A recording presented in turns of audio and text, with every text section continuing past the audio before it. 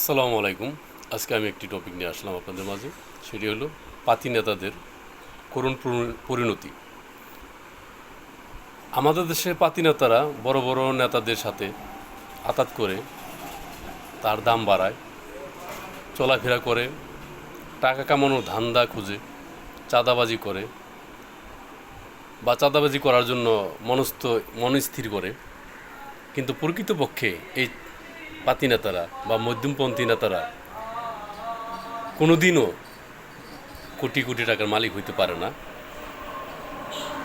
এরা যেমন দেশের মানুষের কাছেও কালপিট বা শত্রুতে পরিণত হয়, তদ্রূপ ওই নেতার কাছেও ওরকমই পরিণত হয়। কিন্তু নেতা এটা বুঝতে দেয় না। নেতার সাথে 20 বছর আপনি কাটাইছেন, 15 বছর কাটাইছেন, নেতা আপনাকে বড় বড় বোয়াল মাছ দেখায় দেখায় রাখবে। এই আসতেছে, সময় আসলে তুমি সব পাইবা, তোমাদের সব দেব। এক একজনরে এক একভাবে, কেউরে বোয়াল মাছ, কেউরে রুই মাছ, কেউরে কাতল মাছ, কেউরে তিমি মাছও দেখায়। এই যে মাছ এগুলো দেখানোর পরে এই পাতি নেতা, মধ্যপন্থী নেতা, এরা কিন্তু জান দিয়ে কাজ করে। এই নেতা যা বলে তাই করে। এই নেতার এমন কোনো কাজ নাই, আমি সব কিছু খুলে বলতেছি না, এমন কোনো কাজ নাই যে সে করে না বা তারা করে না। করার পরে নেতার মনে অন্তরে জায়গা নিতে চায়, কিন্তু নেতার মনে কিন্তু অন্তরে জায়গা সে সারা জীবন কেন, যদি আরও জীবনও ব্যয় করে বাংলাদেশের এই যে আমাদের দেশের বড় বড় নেতা কেতা, এদের অন্তরে আপনি কোনোদিনও জায়গা পাইবেন না। আপনাকে ব্যবহার করবে, আপনি ব্যবহার হইবেন। আপনি ব্যবহার যখন হওয়ার শেষ, যখন এদের ভালো দিন আসবে, তখন আপনি তখন চাইবেন যে বস, আমি তো অনেক কিছু করলাম দলের জন্য, আপনার জন্য, এখন আমার তো একটা কিছু হওয়া দরকার, করা দরকার। কিন্তু এইদিকে কিন্তু এই পাতি নেতা, মধ্যমপন্থী নেতারা বাড়িতে কিন্তু চুলাও জ্বলে না। বেশিরভাগ মধ্যমপন্থী পাতি নেতা তার চেয়ে বড়, এরা দেখবেন মোটামুটি খেয়ে দেয় মানে আছে, কিন্তু মানুষের কাছে তারা কালো হয়ে গেছে, মানে কালো রূপ ধারণ করে। মানুষ তাদেরকে ঘৃণা করে, কিন্তু তারা বুঝতে পারে না। তো তাদের ওই জ্ঞান চক্ষু নষ্ট হয়ে গেছে। মানুষ কিন্তু দূরে থেকে তাদেরকে ঘৃণা করে, কে কে কে কে এই পাতি নেতা, মধ্যপন্থী নেতা বা তার হচ্ছে বড় নেতা বা কে কী করে। কিন্তু মানুষ কিন্তু সাধারণ মানুষ বা ভালো মানুষ, জ্ঞানীগুণী, তারা কিন্তু ওইগুলি সচক্ষে খুব সুন্দর করে খেয়াল রাখে, খেয়াল করে। কিন্তু আপনি যখন সুদিন আসবে এই বড় নেতা, এরা কিন্তু আপনি তখন বলবেন, বস, আমি তো আপনার জন্য কত কিছু করলাম, এমন কোনো কাজ না আমি করি নাই, এমন কোনো কাজ আপনার দেওয়া আমি কাজ করি নাই। তখন আমার তো সংসারও ঠিকমতো চলে না, এখন তো আয়ের উৎস একটা হয়েছে, এদিকে হাট বাজারে বা একটা টেন্ডার বা একটা যে কোনো একটা কাজের টেন্ডার মেন্ডার আসছে, এখন আমাকে ওখানে রাখেন। তো রাখবো তোমাকে কি করে? তখন তো টাকা ইনভেস্ট করো এখানে, তখন তো এর কাছে তো টাকাই নাই, এই পাতি নেতার কাছে তো টাকাই নেই, এই তোকে নুন আনতে পান্তা ফুরায়। কিন্তু যখন এই কথা বলে যে আপনার জন্য এত কিছু করলাম, এখন আমাকেও কিছু করেন, তখন এই যে বুঝতে পারে বড় নেতা যে না, এটার তো চোখ ফুটে গেছে, সব জেনে গেছে, সব শিখে গেছে, এর দিয়ে আমি অনেক কিছু করাইছি, অনেক কিছু করছে সে তো সাক্ষী। একে তো আর রাখা মুশকিল, একে তো রাখা যায় না। সিস্টেমে মাশাল্লাহ করে দেয়।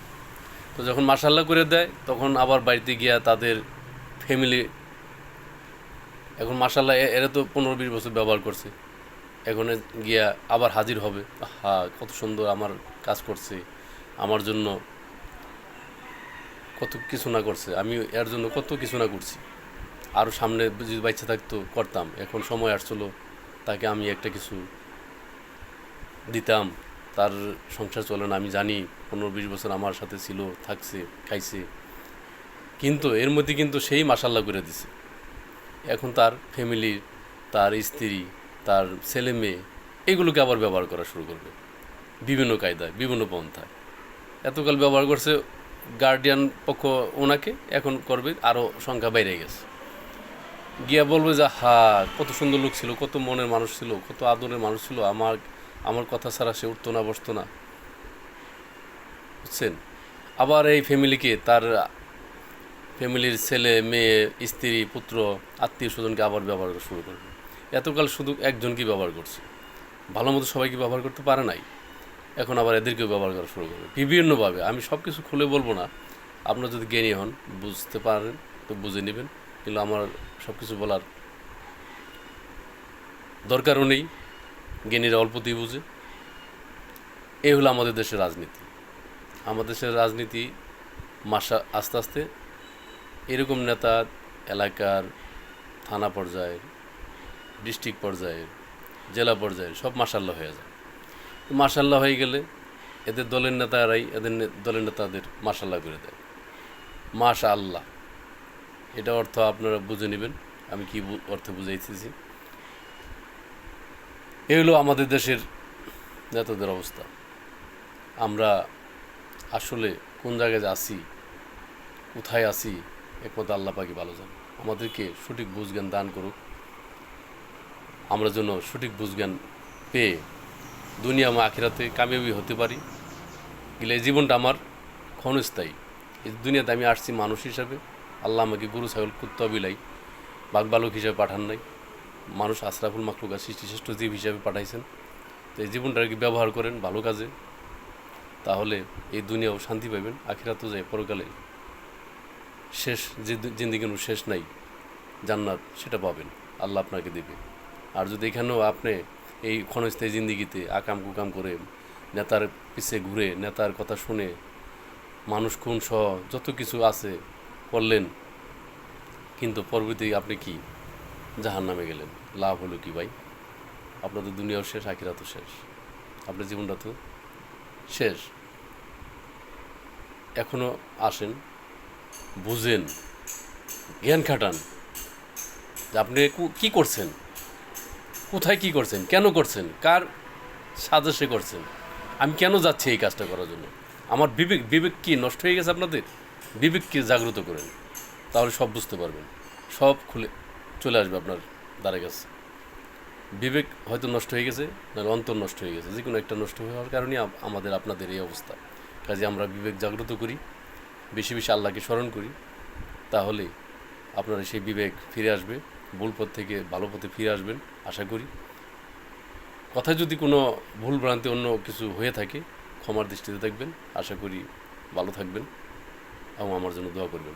আসসালামু আলাইকুম রহমতুল্লাহি ওয়া বারাকাতুহু।